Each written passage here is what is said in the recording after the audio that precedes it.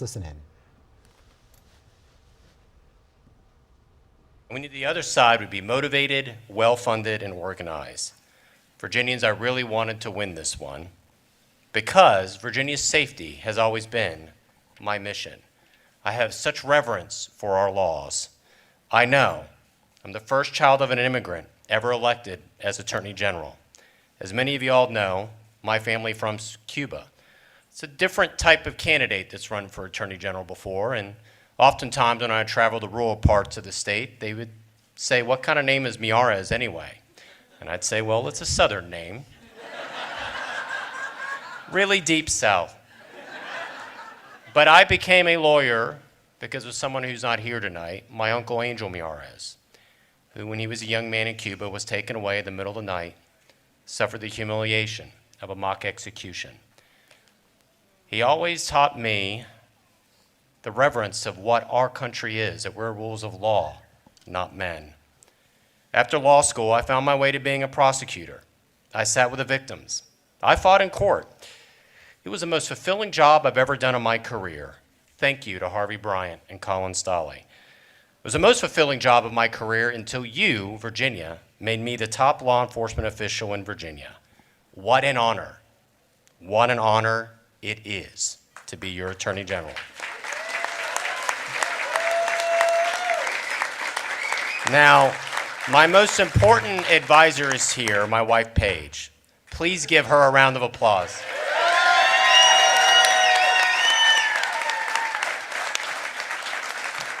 She's my most important advisor, and she's the CEO I most admire.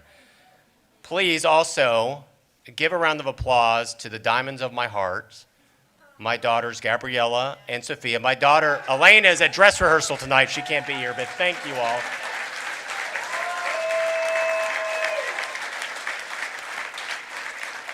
These strong women deserve applause because, candidly, they've tolerated me, their daddy, and their husband from being gone all the time these last 4 years as I threw myself into the job of being your Attorney General. They knew serving Virginia was a calling and an opportunity. I'm so grateful that my family embraced it. We changed the Attorney General's office completely. And I have to give a quick remark to the remarkable men and women that I got to lead every day in that office. Thank you.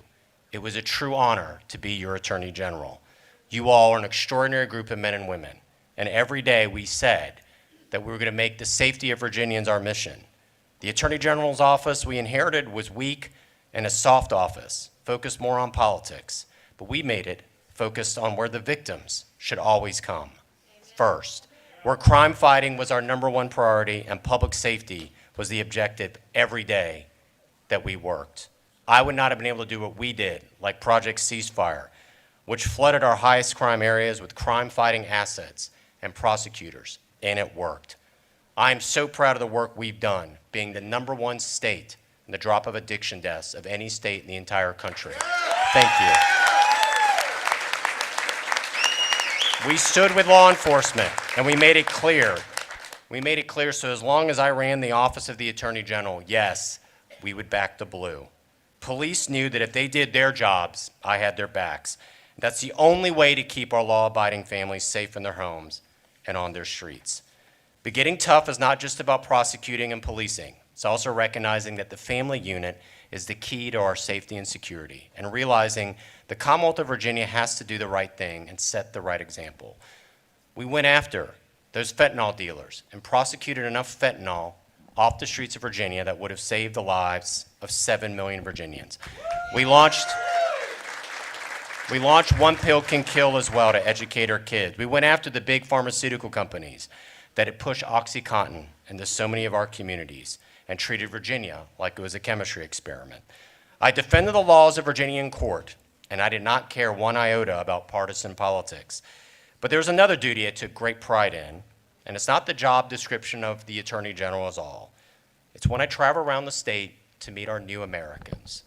One of my earliest memories of my life was my mother coming in our kitchen and asking me to teach her the Pledge of Allegiance. She had to learn it for her naturalization ceremonies. It's one of those moments as a child that you have that reminds you quickly and teaches you, gosh, my family's a little bit different. As I've often said, as the first child of an immigrant to be Attorney General, that if your family came to this remarkable country seeking hope and opportunity, then your family's like my family. It's the honor of my life to be your Attorney General. And my favorite job as Attorney General is where I spent my July 4th at Fort Monroe, welcoming 97 new Americans from 47 countries. To be able to stand in front of that group of new Americans and look them in the eye and say, it is the honor of my life as your 48th Attorney General to welcome you home. It is indeed a reminder that we are the American miracle. This past month, October, was the 60th anniversary of a scared 19-year-old girl getting on an airplane, penniless and homeless, and not knowing where her next meal was going to come from. And that was my mother, Miyares. And it's been a tough, tough year for her medically, but she wasn't going to miss tonight. And I want to thank Mamita for everything she taught me about the American miracle.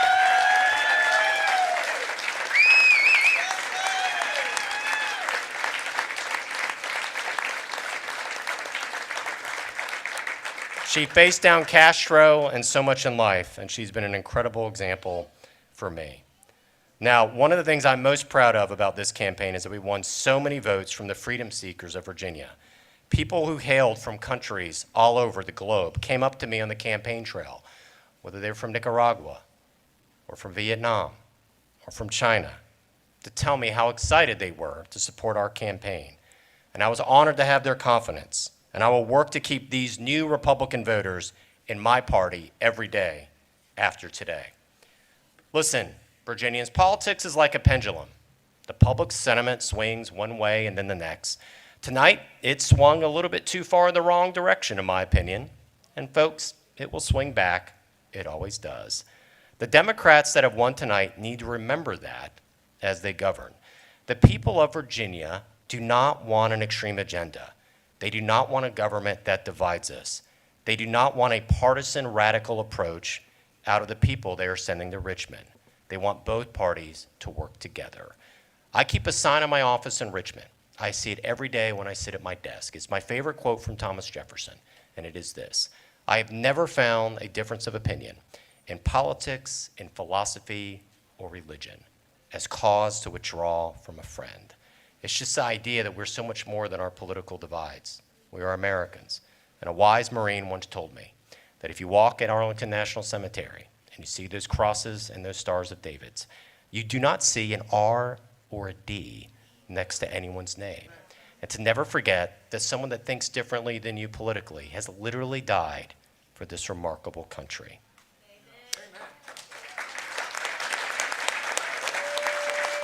And so, as the hallmark of our democracy, I wish Jay Jones the best in this new job. I know given the circumstances of the last 6 weeks, many of my supporters will find that difficult. But the reason I wish Jay the best is because we, the people of Virginia, need it. We need an Attorney General who will focus every day on keeping us safe. It is my sincere hope that Jay does that. As I've said before, the least of these deserve the best from us.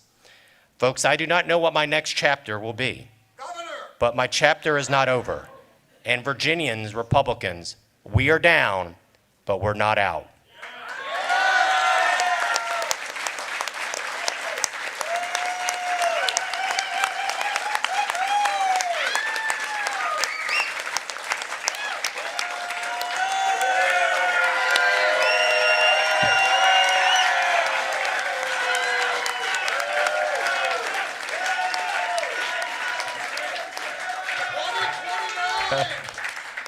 I will always fight for what is right and just for Virginia every day between now and the day my successor is sworn in.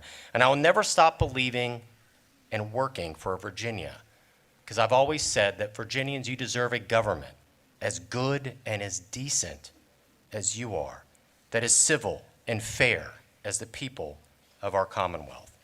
I also have to end with this. I need to thank my political team. Nathaniel Hurt, my campaign manager. The entire Team Miyares political team, Dave Rexroad and Gary Marks, who've been dear friends since college. Brad Todd, who's just been a fantastic advisor through the years. Thank you for believing in me when a lot of people didn't believe that this race was even feasible to keep close. You all did. and you all were incredible friends through this process. Thank you for believing in me. I'm honored to have you as my teammates. And finally, to Virginia. I believe in Virginia. I believe in you. I've been so honored to serve in this role. So honored by every Virginian that stood with me, that would come up to me whenever I just run to the grocery store and say, I'm proud of you, I'm praying for you. It meant so much to me. I'm so humbled, Virginians, by your persistence, by your decency, by your goodness. It has truly been the honor of my life to be your Attorney General. Thank you. We'll see you in the future. God bless you.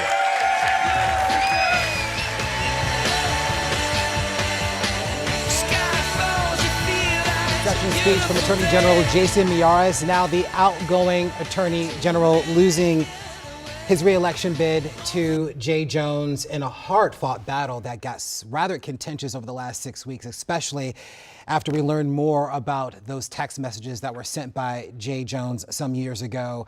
As we heard from Jason